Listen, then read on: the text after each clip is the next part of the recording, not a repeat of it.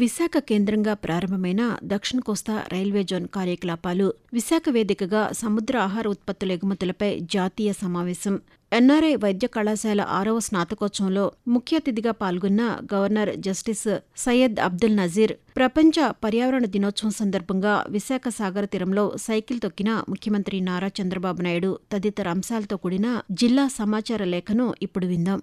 విశాఖపట్నం కేంద్రంగా దక్షిణ కోస్తా railway zone కార్యకలాపాలు ప్రారంభమయ్యాయి. కేంద్ర ప్రభుత్వ ఆదేశాల మేరకు దక్షిణ కోస్తా రైల్వే అధికారులు వీఎంఆర్డీఏలో ఏర్పాటు చేసిన కార్యాలయంలో ఈ కార్యకలాపాలను అధికారికంగా ప్రారంభించారు. ఈ సందర్భంగా దక్షిణ కోస్తా రైల్వే జోన్ ఆంధ్రప్రదేశ్కు, ముఖ్యంగా ఉత్తరాంధ్ర అభివృద్ధికి ఒక చారిత్రాత్మక మైలురాయిగా నిలుస్తోందని విశాఖ ఎంపీ మతుకుమిల్లి శ్రీభరత్ తెలిపారు.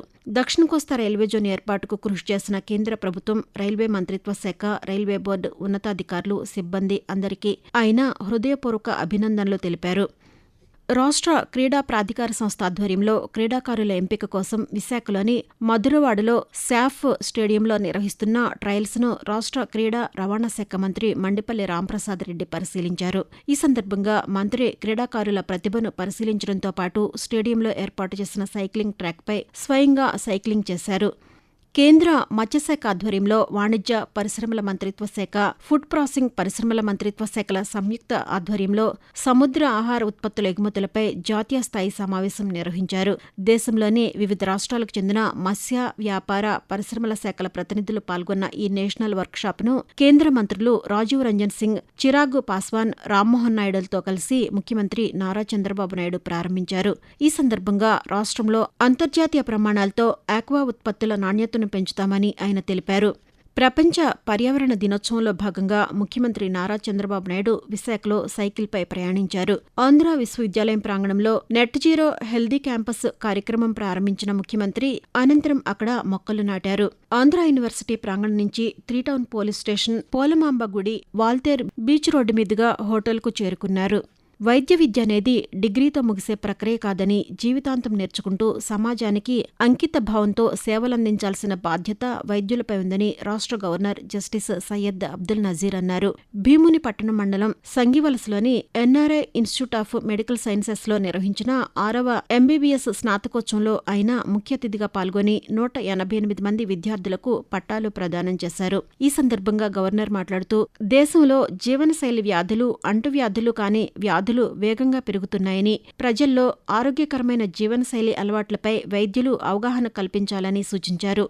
విశాఖ ఉక్కు కర్మాగారంలోని ఎస్ఎంఎస్ విభాగంలో భారీ ప్రమాదం చోటు చేసుకుంది. స్టీల్ మెల్ట్ షాప్ విభాగంలో ఉక్కు ద్రవంతో ఉన్న ల్యాండిల్ ఒక్కసారిగా పేలి కరిగిన ద్రవం ఉక్కు కార్మికులపై పడ్డంతో ఈ ఘోర దుర్ఘటన చోటు చేసుకుంది. ఈ ప్రమాదంలో మొత్తం 10 మంది కార్మికులు మృతి చెందగా పలువురు గాయపడ్డారు. ఈ ప్రమాద తీవ్రతపై ప్రధాని నరేంద్ర మోదీ దిగ్భ్రాంతి వ్యక్తం చేశారు. కేంద్ర ఉక్కు శాఖ మంత్రి హెచ్డి కుమారస్వామి, సహాయ శాఖ మంత్రి భూపతిరాజు శ్రీనివాస్ వర్మ, రాష్ట్ర ఉప ముఖ్యమంత్రి పవన్ కళ్యాణ్, మంత్రులు నారా లోకేష్, వంగల్పూడి అనిత, వాసంశెట్టి సుభాష్ తదితరులు ఘటనా స్థలాన్ని పరిశీలించారు. అనంతరం మృతుల కుటుంబాలు, క్షతగాత్రులను పరామర్శించారు. విద్యా సంస్థలు, పరిశ్రమలు, పరిశోధనా సంస్థల మధ్య సమన్వయాన్ని పెంపొందించి ఆంధ్రప్రదేశ్ను ప్రపంచ స్థాయి జ్ఞాన, ఆవిష్కరణల కేంద్రంగా తీర్చిదిద్దడమే రాష్ట్ర ప్రభుత్వ లక్ష్యమని రాష్ట్ర ఐటీ, ఎలక్ట్రానిక్స్ విద్యాశాఖ మంత్రి నారా లోకేష్ తెలిపారు.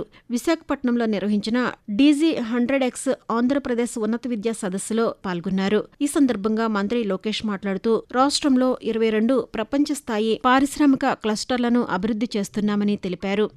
గత ప్రభుత్వ హయాంలో వివాదాస్పదంగా నిర్మించిన ఋషికొండలోని పర్యాటక భవన సముదాయాన్ని వినియోగం, తదుపరి కార్యాచరణపై రాష్ట్ర ప్రభుత్వం ఏర్పాటు చేసిన మంత్రివర్గ ఉపసంఘం క్షేత్రస్థాయి పరిశీలన జరిపింది.